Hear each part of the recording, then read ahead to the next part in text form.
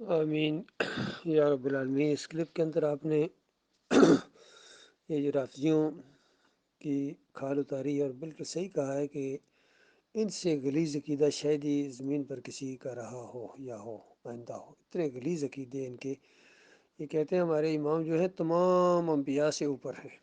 آپ غور کریں، ان کا انداز دیکھیے، کتنی بڑی بات ان کے منہ سے نکلی ہے۔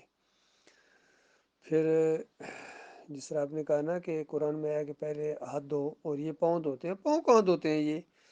یہ پاؤں نہیں دھوتے ہیں، یہ پاؤں کے اوپر مسح کرتے ہیں۔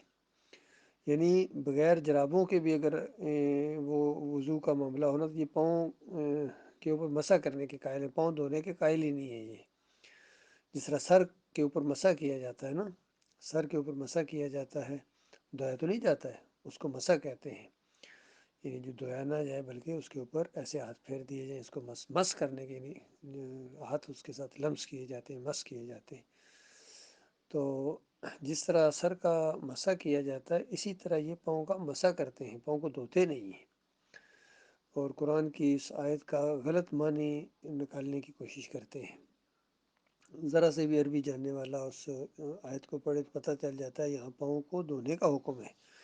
ہاں، پھر حدیث میں اس کی تشریح آ گئی، سنت آ گئی، یہ کہ اگر آپ نے وضو کر کے اوپر موزے پہن لیے ہیں تو سفر کی حالت میں 3 دن تک آپ اس کے اوپر مسح کر سکتے ہیں، یعنی موزے مت اتاریں۔ بے شک آپ کا وضو ٹوٹ جائے، رفع حاجت کے لیے بھی آپ جائیں، بعد میں آپ دوبارہ وضو کریں تو پاؤں کے اوپر موزے پہلے سے پہنے ہوئے وضو کی حالت میں تو 24 گھنٹے عام دنوں کے اندر اور سفر کے اندر 3 دن یہ آپ مسح کر سکتے ہیں۔ تو یہ بہت بڑی سہولت ہے، جس کسی کو سفر کا سامنا کرنا پڑا ہو، خاص کر سردیوں کے اندر، تو وہ اس نعمت کو محسوس کرے گا کہ مالک ہمارا کتنا مہربان ہے، اس نے کتنی آسانی رکھی ہے دین کے اندر۔ باقی انہوں نے واقعی رافضیوں نے سب کچھ تبدیل کر دیا۔ زکوٰۃ کے بھی یہ انکاری ہیں، بالکل یہ زکوٰۃ نہیں دیتے ہیں۔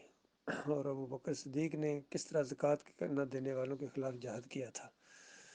پھر یہ صوم کو روزہ کہتے ہیں، اور اللہ انہوں نے خدا بنا دیا۔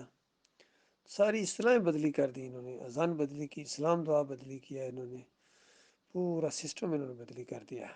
صحابہ کی ترتیب جو مناقب تھے صحابہ کے، سارے صحابہ کا یہ عقیدہ تھا اور موقف تھا کہ ابو بکر اس امت کے سب سے ولی نمبر 1 ہے۔ اور نبی علیہ السلام کے بعد جب ان کی خلافت قائم ہوئی تو سب لوگوں نے بہت ہی خوشی کے ساتھ اس کو قبول کیا۔ عمر بن خطاب ان کے بعد آتا ہے نمبر ان کا، پھر تیسرے نمبر کے اوپر عثمان رضی اللہ تعالیٰ، یہ بخاری کی روایتیں ہیں۔ اسی لیے بخاری سے ان کو بخار چڑھتا ہے، کیونکہ اس نے صحیح دین بیان کیا ہے اور ان کی بنیادیں اکھیڑ دی اس اللہ کے بندے نے۔ اس قدر وہ رافضیوں کا دشمن تھا۔ عبداللہ بن سبا کے فلسفے کا اس نے بالکل تیا پانچا کر دیا امام بخاری رحمۃ اللہ علیہ نے۔ اسی کو ڈاکٹر عثمانی رحمۃ اللہ علیہ نے موازنہ کے طور پر آمنے سامنے کر دیا، احمد بن حنبل کو اور امام بخاری رحمۃ اللہ علیہ کو۔ باقی آپ نے یہ کہا ہے کہ قیامت آ سکتی ہے، لیکن مہدی، یہ آپ کے منہ سے ذرا مہندی مہندی نکل ہے، مہندی نہیں بلکہ مہدی لفظ ہے، مہدی نہیں آئے گا۔ آپ نے کہا قیامت آ جائے گی لیکن مہدی نہیں آئے گا۔ لیکن احمد بن حنبل پتہ ہے کیا کہتے ہیں؟ وہ کہتے ہیں اگر ایک دن بھی رہ گیا نا قیامت کو، تب بھی مہدی آئے گا۔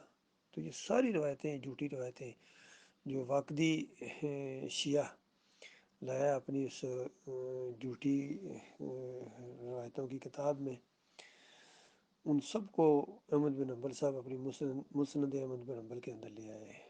تو عقیدے کی خرابی بھی انہی کے ذریعے پھیلی ہے، قبر پرستی عود روح فی القبر کا عقیدہ یہ احمد بن حنبل کے ذریعے پھیلا ہے۔ اسی کو پھر اپنایا ابن تیمیہ نے، ابن قیم نے، ابن حجر عسقلانی نے، امام نووی نے، اور سارے لوگوں نے۔ آج کے سارے مسالک کی رگوں کا خون ہے یہ عقیدہ، وہ بریلوی ہوں، دیوبندی ہوں، اہل حدیث ہوں، سلفی ہوں، حنبلی ہوں، یہاں کے آج کے، یا جماعت اسلامی ہو، تنظیم اسلامی ہو، جو بھی ہو، سارے صوفیوں نے اس مشرکانہ عقیدے کو اپنایا ہے۔ یہ بہت بڑا ظلم ہوا ہے، اس لیے آج امت مسلمہ کو اس کی سزا مل رہی ہے۔ بہرحال جو ہونا تھا ہو چکا، اب توحید کی دعوت اٹھنی چاہیے، کلمے کی دعوت ان کو اب دیجیے، اب نماز اور روزے کے لیے ان کو نہیں کہنا ہے۔